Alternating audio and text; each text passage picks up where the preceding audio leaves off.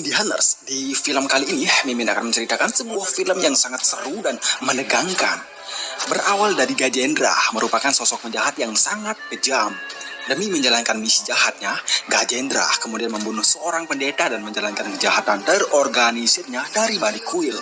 Dalam waktu yang sama, lahirlah dua putra kembar dari rahim keluarga yang sangat disegani dan religius. Namun, takdir berkata lain. Salah satu dari mereka harus dipisahkan karena memiliki takdir ilahi yang harus dipenuhi. Bagaimanakah hubungan dan kelanjutan cerita mereka? Tanpa berlama-lama, kita langsung saja cek alur cerita filmnya. Yuk, let's go! 30 tahun telah berlalu. Kisah ini dimulai dari desa Uravakonda. Kala itu, salah satu warga desa bernama Kenapa sedang melangsungkan selamatan atas keberhasilannya menanam buah jeruk. Dalam momen itu, datanglah salah satu geng paksionalisme yang kejam. Pancarapa, sang ketua geng, sangat marah kepada keluarga Kenapa lantaran Kenapa tak lagi mau membeli pupuk dan bibit kepadanya. Dan saat itu, dengan powernya yang tak tertandingi, Pancarapa langsung menyuruh anak buahnya menebang semua pohon jeruk milik Kenapa. Salah satu petani yang melihat kejadian itu langsung berteriak kencang meminta pertolongan. Tak berserang lama, datanglah seseorang bersama dua sapi saktinya melibas habis geng paksionalisme itu. Namanya adalah Murali Krishna, merupakan salah satu penduduk desa setempat. Selain terkenal dan memiliki budi pekerti yang baik, Murali juga ternyata memiliki kekuatan super dahsyat. Terbukti saat ia melawan anak buah Pancarapa, Murali melibasnya hingga bersih. Dalam waktu bersamaan, salah satu kolektor cantik melewati TKP. Namun, kolektor cantik itu hanya bisa menganga melihat pertarungan Murali melawan geng-geng kejam itu. Setelah memberikan pelajaran keras kepada geng-geng Pancarapa, Murali Krishna kemudian memberikan pengajaran berharga kepada mereka. Di sana, Murali memperingati mereka agar jangan pernah lagi bermusuhan. Karena semua itu tidak ada artinya, melainkan hanya akan mendatangkan kerugian saja. Setelah Murali memberikan nasihatnya dengan penuh wibawa, geng Pancarapa akhirnya insyaf. Dilanjutkan dengan kolektor cantik itu, kita sebut saja Bu Saranya. Saat itu, Bu Saranya sengaja menyamar menjadi rakyat biasa untuk mengawasi para polisi. Dan ini adalah DSP Ranjan, merupakan polisi yang sangat bengis. Selain bengis, Pak Ranjan juga sering memperkosa wanita-wanita yang meminta bantuan kepadanya. Itulah sebabnya Bu Saranya sengaja menyamar menjadi rakyat biasa agar beliau tahu kelakuan polisi di distrik tersebut. Keesokannya, ketika Bu Saranya akan menjalankan tugas pertamanya sebagai kolektor, ia disambut oleh orang-orang dan dikawal ketat oleh para polisi. Dan disinilah Pak Ranjan tahu ternyata orang yang ia goda tempo hari di kantornya adalah seorang kolektor baru di distrik tersebut. Pak Ranjan yang mengetahui dirinya telah diprank oleh Bu Saranya, nyalinya langsung ciut. Tak cuma itu, setelah Bu Saranya mengetahui kelakuan bejat Pak Ranjan selama ini, Bu Saranya langsung menangguhkannya. Setelah itu, sebelum Bu Saranya menghadiri pesta salah satu menteri, Bu Saranya kemudian menyuruh salah satu anggota polisi menangkap Murali Krishna karena menganggap Murali adalah bagian dari geng paksionalisme tempo hari. Dilanjutkan di pesta itu, terlihat banyak sekali penduduk distrik meramaikan pesta atas kemenangan Bharat Reddy sebagai menteri. Di dalam pidatonya yang berapi-api, Bharat Reddy kemudian menceritakan tentang sosok orang yang telah merubah pola pikirnya.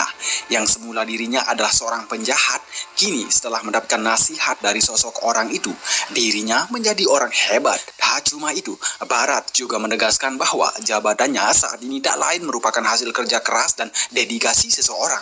Dan orang itu ternyata adalah Murali Krishna. Seketika Bu Saranya yang melihat antusiasme penduduk distrik akan kedatangan Murali Krishna hanya tercengang. Tak cuma itu, saat Murali diberikan kesempatan untuk mengeluarkan petuah-petuah bijaknya, Bu Saranya hanya bisa menganga hebat karena penafsirannya terhadap Murali selama ini salah. Justru di sana, Murali sangat dihormati dan disegani karena telah mampu melakukan pembaharuan di desanya. Bahkan seusai Murali menyampaikan pidatonya, geng Pancarapa yang semulanya sangat kejam, kini bertekuk lutut kepada Murali karena budi pekertinya yang sangat santun. Karena telah berpikir suuzon terhadap Murali Krishna sepulang dari pesta itu, Bu Saranya kemudian berniat menemui Murali di rumahnya secara langsung untuk meminta maaf. Sampai di sana, Pak Rama ayahanda Murali menyambutnya dengan penuh hormat dan Saranya diperlakukan seperti ratu. Dan lucunya saat itu, setelah keluarga Pak Rama berkumpul, mereka mengira Saranya adalah calon istri Murali. Namun setelah Pak Rama ditelepon oleh calon besannya, ternyata Pak Rama salah anggapan. Tidak ingin ada salah paham, Saranya pun memberitahu keluarga Pak Rama bahwa dirinya merupakan kolektor baru di distrik mereka. Saranya juga menceritakan maksud kedatangannya, bahwa kedatangannya hanya untuk bertemu sebentar dengan Murali. Mendengar hal itu, Pak Rama langsung mengajaknya ke tempat Murali yang sedang melangsungkan pertemuan dengan para petani. Namun saat itu, Saranya hanya melihatnya dari kejauhan saja, karena jika Bu Saranya langsung menghampirinya, Saranya takut mengganggu. Keesokan harinya, saat Bu Saranya sedang berada di kantor, Murali datang mencarinya. Dengan cepat, Bu Saranya langsung bergegas ke belakang untuk bersolek sebelum bertemu dengan Murali. Wow, ada sesuatu kayaknya guys. Namun saat itu, kedatangan Murali hanyalah sebentar. Hanya meminta maaf atas kesibukannya hari kemarin saat Bu Saranya datang menemuinya. Selepas itu, Murali langsung pulang. Setelah kepulangan Murali, asisten Bu Saranya yang bernama Bu Padmawati itu kembali membicarakan nama Murali. Di sana, Padmawati bercerita kepada Bu Saranya bahwa Murali bukan sekedar petani biasa, melainkan dialah donatur terbesar di distrik itu. Bahkan saking dermawannya, Murali rela mendirikan rumah sakit gratis untuk penduduk desa. Seusai membicarakan Murali, Bu Padmawati menyodorkan sebuah laporan kasus penambangan tembaga di kawasan distrik. Bu Saranya pun curiga, kenapa di hutan lindung itu harus ada penambangan. Bu Padmawati kembali menceritakan bahwa penambangan itu sudah sejak lama beroperasi atas izin DSP Ranjan. Dan saat itu, Bu Saranya langsung menyuruhnya untuk mendalami kasus ini lebih jauh. Dan inilah rupa tambangnya guys. Tambang Parada namanya, merupakan sebuah tambang tembaga yang sudah sejak lama beroperasi di kawasan hutan Nalamala. Para pekerja di sana dipekerjakan secara paksa alias kerja rodi oleh penguasanya. Bahkan mereka yang sakit saja tak diizinkan untuk istirahat. Bisa dikatakan kerja di tambang Parada, kerja sampai mati. Dan inilah pemiliknya, namanya adalah Parada Rajulu, orang yang sangat bengis dan kejam. Parada tak segan-segan membantai para pekerjanya yang berani melawan atau mengkritiknya guys.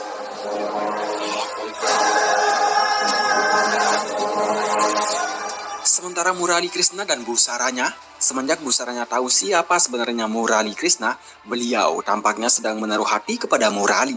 Terbukti kedekatan mereka mulai terlihat ketika Bu Sara mengajak Murali jalan-jalan ke desa-desa. Wow. Dilanjutkan dengan Parada Rajulu, kala itu tim laboratorium khususnya melaporkan temuan langkanya, di mana baru-baru ini tim labnya menemukan sampel uranium langka di tempat tambang miliknya. Jika uranium itu berhasil diekstradisi di tempat, Parada akan menjadi pionir di pasar industri. Tapi jika uranium ini diekstrak di tempat guys, radiasinya sangat tinggi, otomatis akan membahayakan penduduk setempat. Namun tampaknya saat itu Parada tak peduli akan akibatnya. Tak berselang lama, seorang pengusaha kaya raya bernama Jagajit datang menemuinya. Di sana, Jagajit meminta Parada menyerahkan saham tembaganya, karena jika tidak, Jagajit akan melaporkannya ke pemerintah pusat. Mendengar ancaman Jagajit, Parada langsung memberikan potongan rambutnya sebagai tanda bahwa sehelai saja Parada tak akan sudi menyerahkan tambangnya. Merasa dihina, Pak Jagajit langsung pergi. Demikian juga dengan Parada. Setelah diancam oleh Jagajit, ia langsung bergegas mencari tahu siapa di balik Jagajit. Next, setelah Gajendra membunuh pendeta kuil beberapa waktu silam, kini ia berubah menjadi pendeta di kuil itu. Bahkan saat itu, semua warga menganggap Gajendra sebagai Tuhan atas doktrin sesatnya. Dalam kesempatan ini, Jagajit datang menemuinya. Ternyata Jagajit ini adalah anak buah dari Gajendra guys. Di sana, Jagajit melaporkan atas hinaan yang dilontarkan oleh Parada barusan. Namun tak diduga, ternyata Parada juga merupakan kaki tangan Gajendra. Dan saat itu, karena Jagajit ingin menyingkirkan Parada, justru sebaliknya, Gajendra dengan kejam langsung membunuh Jagajit di tempat. Next, sementara Bu Saranya yang sudah tak bisa menahan rasa itu kepada Murali, detik itu juga langsung mengajak Murali untuk menikah. Karena Murali juga punya perasaan yang sama, ya sudahlah. Jadi emang begitu guys ya, kalau orang dewasa itu nggak pelin-pelan. Kalau serius ya nikah langsung. Kalian gimana? Komen ya.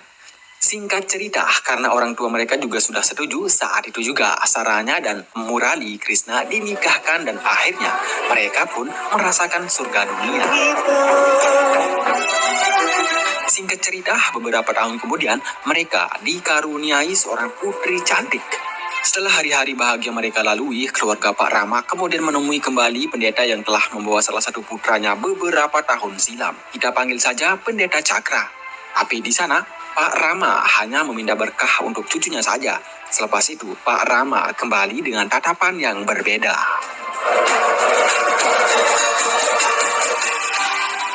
Sementara di lain sisi, dokter rumah sakit milik Murali terlihat panik karena secara tiba-tiba semua warga terjangkit penyakit aneh. Dan Murali yang melihat keanehan itu hanya bisa menganga, tidak bisa berbuat apa-apa. Tak lama kemudian, Murali langsung mengumpulkan para petugas dan petinggi distrik guna mencari informasi.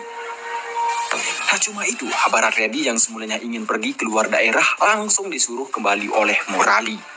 Dari beberapa petinggi distrik, mereka menganggap peristiwa ini merupakan akibat dari virus. Namun hal itu dibantah oleh dokter. Ada juga yang mengatakan penyakit ini terjadi karena penduduk desa tak menjaga kebersihan.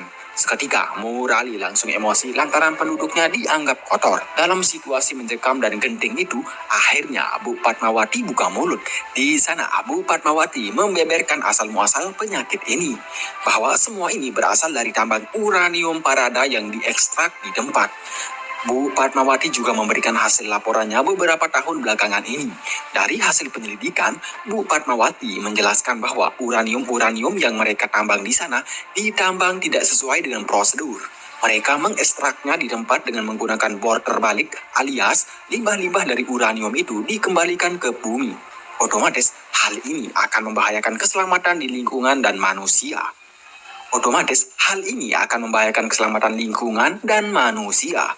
Dan ia kembali menegaskan bahwa penyakit ini berasal dari sana, yaitu efek radiasi tambang uranium parada. Setelah mendengar penjelasan Bu Padmawati, detik itu juga Murali Krishna langsung menuju tambang parada. Sesampainya di sana, Murali melampiaskan kekesalannya. Tak tanggung-tanggung dengan rantai besi di tangannya, Murali langsung menghantam anak buah parada hingga tak berdaya.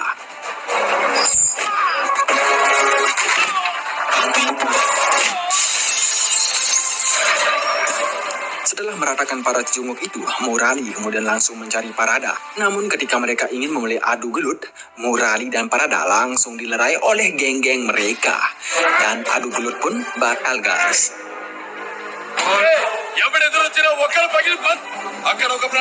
Di dalam mobil, Barat Redi tampaknya sudah mengendus keterkaitan pemerintah dalam kasus ini.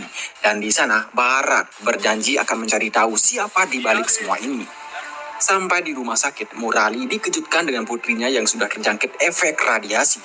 Namun ketika ia ingin memanggil dokter, tiba-tiba sebuah bom meledak hingga sebagian rumah sakit dan pasien yang sedang dirawat hancur lebur.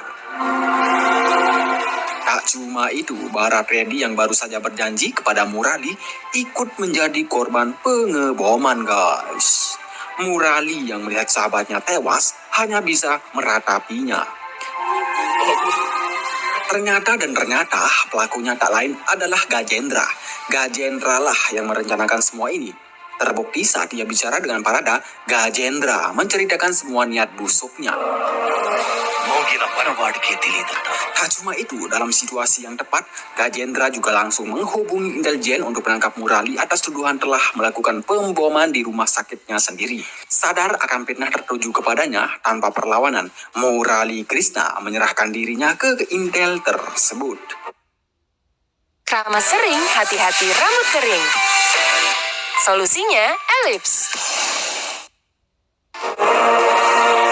Tak sampai di sini, untuk menghilangkan saksi dan jejak kejahatannya, Gajendra memerintahkan Parada menghabisi dan membantai orang-orang desa yang berpihak kepada Murali dengan sangat kejam.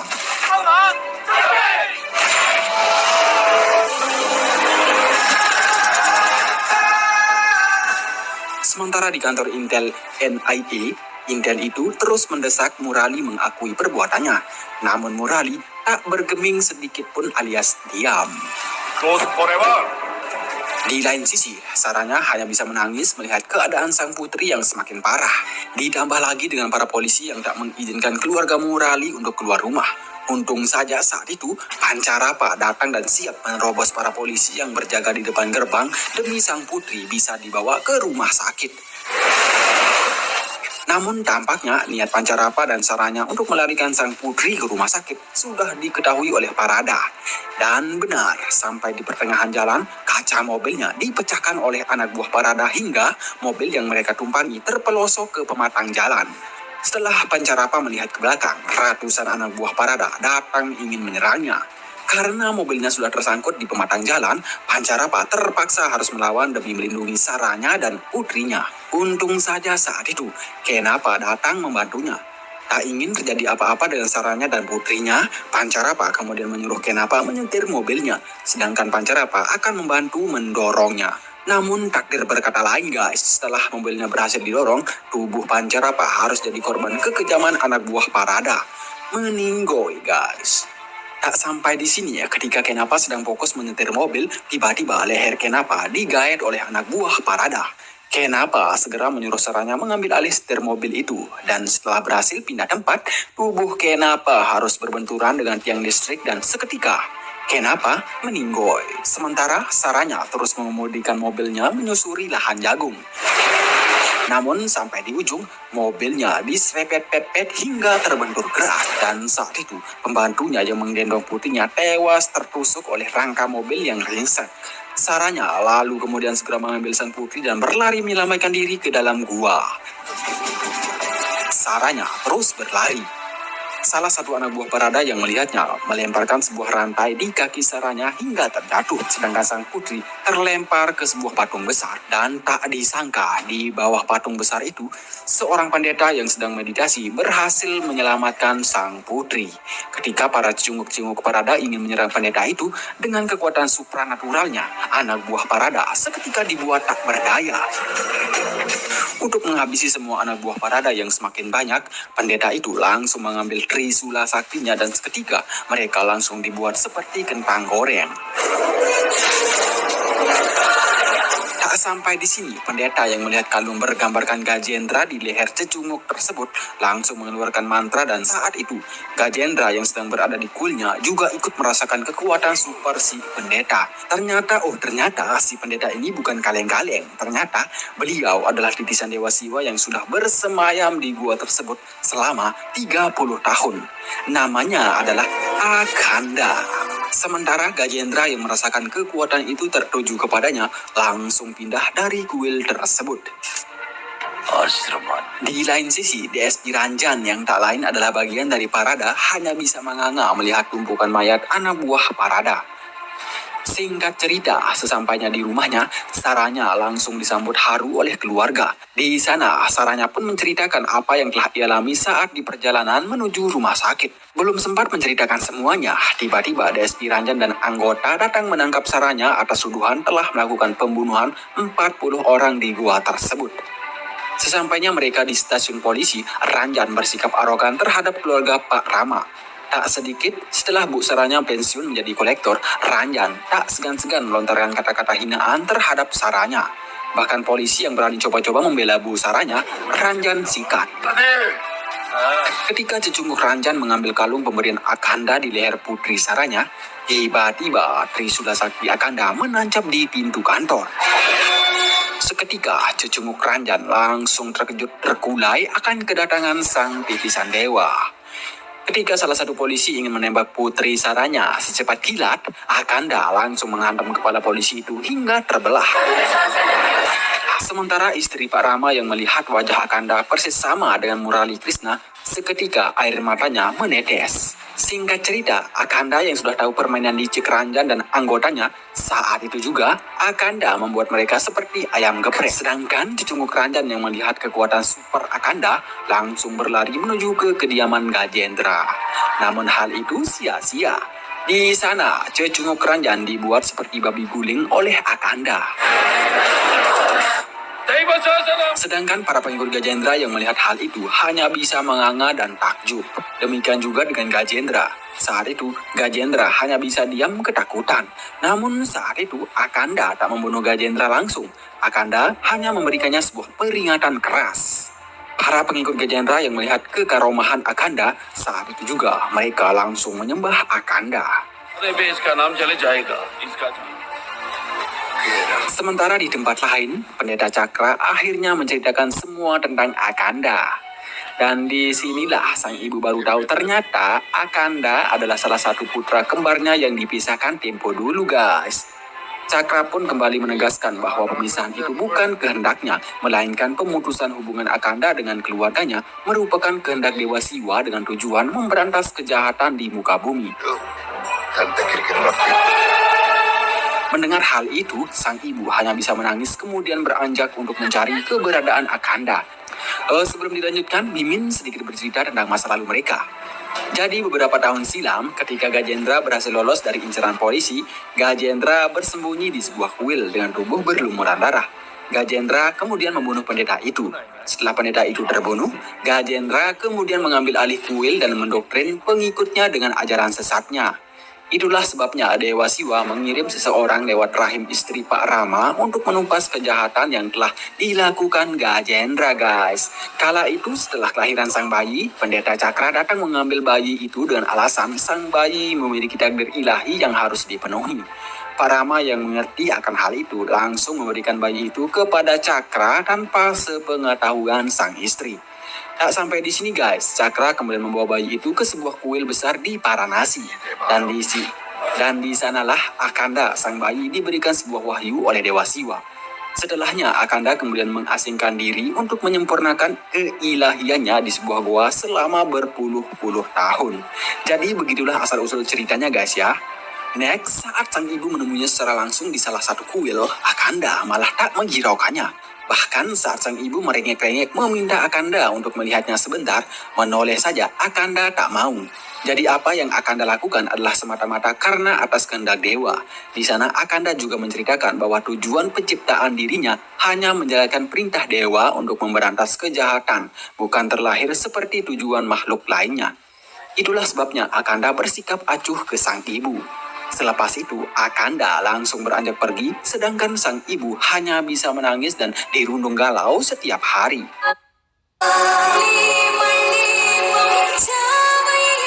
Sementara di lain sisi, Gajendra lalu kemudian menemui gurunya yang bernama Pracanda. Di sana, Gajendra meminta kepada sang guru untuk membunuh Akanda. Namun setelah Pracanda mengetahui siapa Akanda, keinginan Gajendra untuk menghabisi Akanda tak bisa dikabulkan begitu saja. Namun sebodoh-bodohnya iblis, Pracanda akan berusaha mencari titik lemah dari Akanda. Di samping itu, Bu Saranya yang sudah dirundung rindu mencoba menemui sang suami di tempat Murali ditahan. Namun sampai di sana, pimpinan intelnya tak memberikan sarannya masuk. Next, salah satu tim kuasa Tambang Parada menemui Pak Intel. Di sana pengacara tersebut mengklaim bahwa Tambang Parada tidak bersalah. Di sana, pengacara itu juga memutarbalikkan fakta bahwa Tambang Parada tidak pernah menambang uranium melainkan tembaga saja. Dalam waktu bersamaan, Pak Intel itu ditelepon oleh seseorang. Dalam pembicaraannya, Pak Intel itu menerima kabar bahwa Murali Krishna tidak pernah melakukan kejahatan, melainkan ada seseorang berwujud Tuhan yang melakukan semua ini. Dan saat itu, Murali bebas dari fitnah. Dilanjutkan dengan Akanda. Saat beliau sedang bermeditasi di sungai, Akanda mendapatkan seseorang sudah lemah terkulai. Dan ternyata orang itu adalah Bu Padmawati. Dengan mukjizat yang dimiliki, Akanda langsung menyelamatkan nyawa Padmawati. Setelah Akanda menerawang sebab dan akibat Bu Padmawati tenggelam, ternyata sebelumnya saat ketika Bu Padmawati menyelesaikan laporan bukti-bukti terkait penambangan uranium Parada, Bu Padmawati didatangi oleh Parada dan geng-gengnya. Di sana, Bu Padmawati diperkoseng di depan putranya. Setelah itu, Bu Padmawati lalu dibuang ke sungai. Mengetahui kekejian Parada, Akanda marah besar. Sementara itu di lain sisi, Pendeta Cakra disiksa di tempat tambang Parada lantaran ia diketahui menjadi sebab utama kehadiran Akanda. Tak berselang lama, Akanda datang. Parada yang melihat Akanda seketika tercengang. Bahkan saat ia melihat kebangkitan Bu Padmawati, Parada hanya bisa menganga. Singkat cerita, anak buah Parada langsung menyerang Akanda. Namun hal itu hanyalah sia-sia. Dengan kekuatan super yang dimiliki Akanda, anak buah Parada tewas tanpa sisa.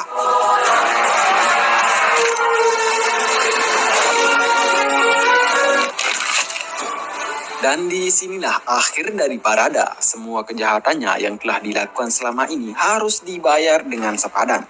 Sebelum Akanda mencabut nyawanya, Parada terlebih dahulu disiksa dengan cara sadis, yakni Akanda menghantam organ-organ vitalnya hingga membuat Parada kesakitan dan pada akhirnya tewas oleh pukulan maut Akanda. Sekilas kematian Parada, Pak Intel datang dalam tepat waktu. Di sana, Pak Intel itu hanya bisa menganga melihat aksi yang dilakukan oleh Akanda. Pak Intel itu sempat keberatan karena Akanda telah melakukan pelanggaran hukum. Namun dengan tegas, Akanda mengatakan bahwa apa yang ia lakukan adalah semata-mata untuk membasmi kejahatan dan melemparkan pelakunya ke neraka. Selepas itu, Akanda langsung pergi meninggalkan tempat. Dan pada akhirnya kejahatan yang dilakukan Parada selama ini terungkap guys. Dilanjutkan di sebuah kuil. Ketika Akanda sedang melakukan meditasi, tiba-tiba dua orang membawa Putri Busaranya yang sudah pingsan ke hadapannya. Ternyata setelah Akanda menerawangnya, Putri Saranya terkena santet dari orang sakti. Dan ternyata pelakunya tak lain adalah Pracanda. Dengan tujuan ketika Akanda nanti melangsungkan ritual penyembuhan putri tersebut, Pracanda bebas melakukan serangan terhadap Akanda. Singkat cerita, untuk menyembuhkan Putri Busaranya, Akanda kemudian memanggil seorang dukun untuk membantunya. Agar sihir itu bisa keluar dari tubuh Putri Saranya, Akanda langsung melakukan sebuah ritual. Dalam ritual itu, sebelum Akanda selesai membaca mantra-mantra, Akanda tidak boleh kehilangan konsentrasinya. Alias, jika Akanda bergerak saat ritual atau memotong jalannya ritual, nyawa putri tersebut tidak akan selamat. Dan kesempatan inilah yang dimanfaatkan oleh Gajendra dan pasukannya. Ketika ritual sedang berjalan, Gajendra langsung menyerang Akanda. Kapak demi kapak, tembakan demi tembakan, Gajendra hempaskan ke tubuh Akanda. Namun Akanda tak menghiraukannya. Tiba-tiba Murali Krishna datang menghantam mereka. Namun Murali harus terkena pukulan keras dari penjahat itu hingga membuat kesadarannya hilang. Tapi tak sampai di sini, dua sapi saktinya datang membantu dan melibas habis para penjahat. Dalam momen yang menegangkan itu, akhirnya Putri Saranya terbangun, menandakan ritual sudah selesai. Tak pakai lama dan kita singkat saja guys, Akanda langsung mengamuk bagaikan banteng lepas, hingga membuat semua pasukan Pracanda dan Gajendra meninggot.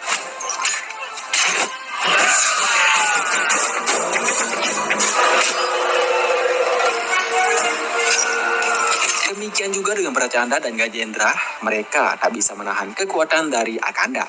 Seketika Akanda langsung membuat mereka seperti ayam geprek original. Tamat. Akhirnya, kejahatan skala besar yang dilakukan oleh Gajendra terungkap dan semua kezaliman dan kemunafikannya dibayar dengan siksaan api neraka yang pedih.